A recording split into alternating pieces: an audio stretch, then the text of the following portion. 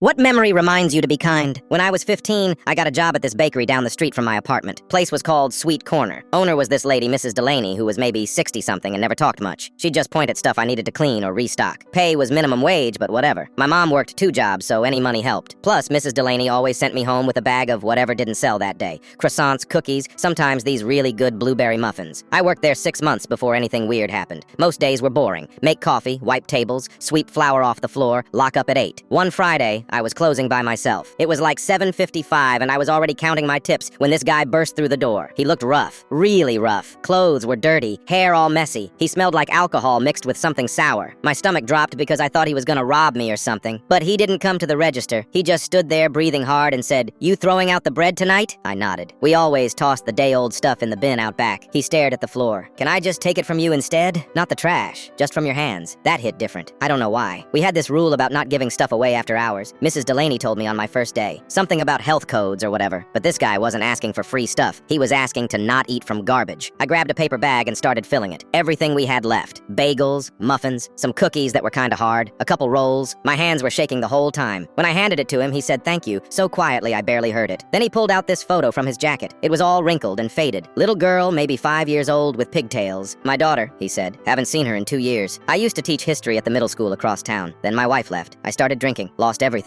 just collapsed. I didn't know what to say. I was 15. I'd never talked to a homeless person before. He wasn't what I expected. He wasn't scary or mean. He was just sad. He left without saying anything else. I didn't sleep that night. Kept thinking about that photo, about how he said he used to be a teacher, like he used to be normal, like he used to be somebody. Next morning, I came in for my Saturday shift expecting Mrs. Delaney to fire me. Maybe someone saw. Maybe she checked the cameras. I was ready to apologize, but when I told her what happened, she just nodded real slow. Then she walked to the back room and came out holding this thick envelope. "Charity box," she said. "We keep donations for situations like this. Take it to the shelter on Maple Street Monday morning before school. Tell them it's from Sweet Corner." I didn't count it, but it felt heavy, maybe a few $100s. Monday, I dropped it off like she said. Lady at the front desk smiled and said they'd put it toward housing assistance. I honestly forgot about it after a few weeks. Life went back to normal. School, work, video games, whatever. Then 3 months later, that same guy walked into the bakery. I almost didn't recognize him. He was clean, haircut, wearing jeans and a button-up shirt that actually fit. He looked completely different, younger even. He asked for me by name. Mrs. Delaney called me from the back. He handed me this letter, said he got into a program at the shelter. They helped him get sober, found him a place to stay, and he had a job interview next week at a community college, teaching again. The letter just said thank you for treating me like a person when I didn't feel like one anymore. I didn't cry in front of him, but I cried later in the supply closet. Mrs. Delaney found me and didn't say anything, just patted my shoulder. I worked at that bakery until I graduated high school. Mrs. Delaney died when I was 19. Heart attack. At her funeral, I found out she'd been homeless once too, back in her 30s. That's why she started the charity box. Why she never threw people out even when they couldn't buy anything.